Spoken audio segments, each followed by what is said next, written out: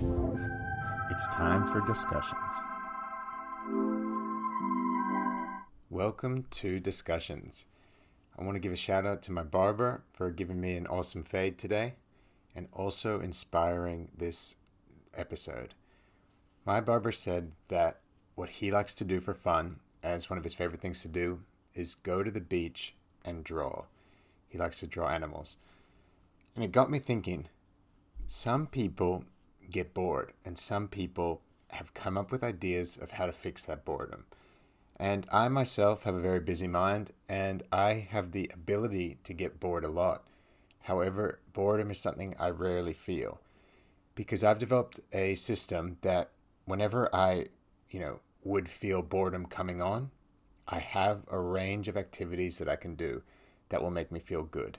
And here's the kicker. They're not all things that feel immediately good. A lot of them are things that will leave me feeling good as soon as I'm finished them. So today we're going to go through what I do that saves me from ever getting bored on average. My first one is this. I love a good budget and saving money and saving a large proportion of my income. I'm all for that.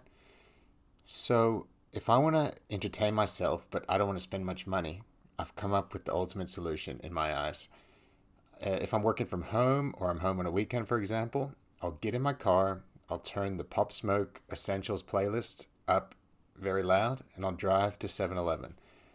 And in that 20-minute drive, I'm having fun, it's lifting my mood, I'm focusing on driving, and it kind of resets my thinking.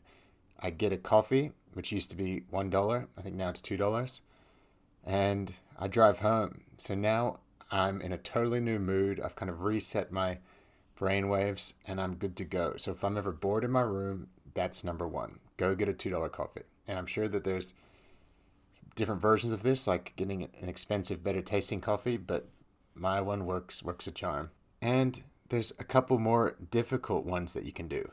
Humans inherently enjoy planning a trip.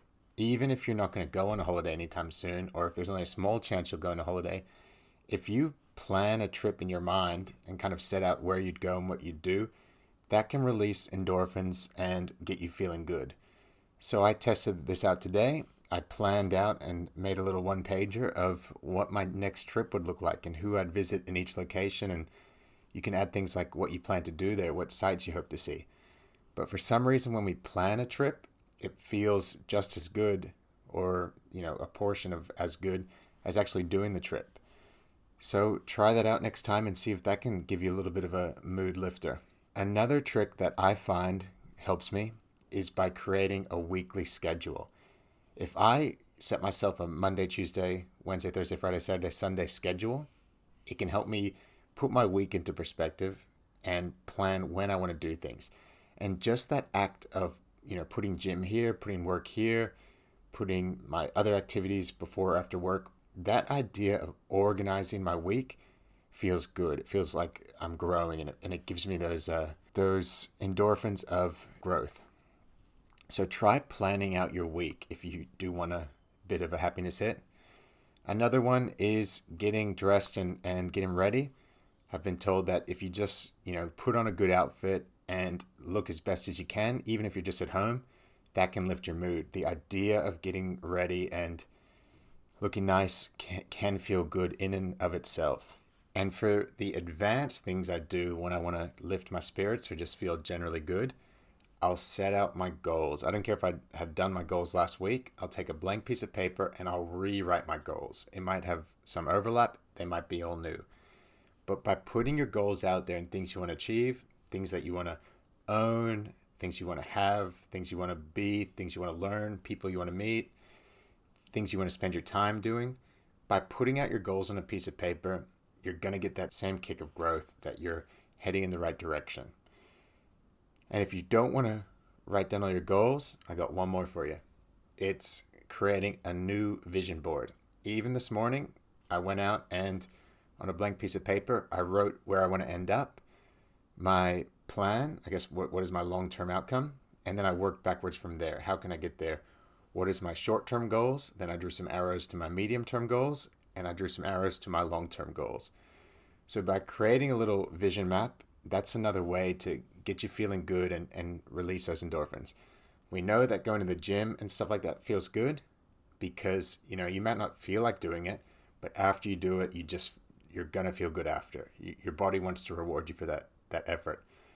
And the exact same thing happens when we do these mental techniques. It gets you thinking positively, gets you thinking creatively, and it gets you feeling positive.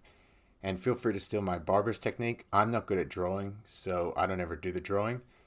But like he'll go to the beach to do his drawing, I'll often go into a nature location when I set my goals. So when I lived in Sydney, I'd go to kind of a secluded little cliff walk area. I'd find a good spot and I'd write down all of my goals while surrounded by nature. That's because I didn't want, this environment of my room to affect my thinking. And I didn't want my traditional day to get in the way of, what could be my really optimistic goals. So by getting out to a different location, that could be a cafe, a restaurant, anywhere where you can go by yourself and just mix up your thinking, mix up the stimuli that you're seeing and hearing, can allow for a good place for you to write new creative goals. So thank you for joining me, and feel free to use any of these techniques to escape boredom. Please subscribe so we can bring you more content.